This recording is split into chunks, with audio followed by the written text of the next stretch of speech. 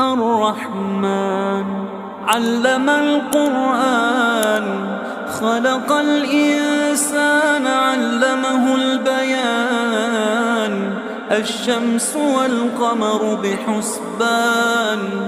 والنجم والشجر يسجدان والسماء رفعها ووضع الميزان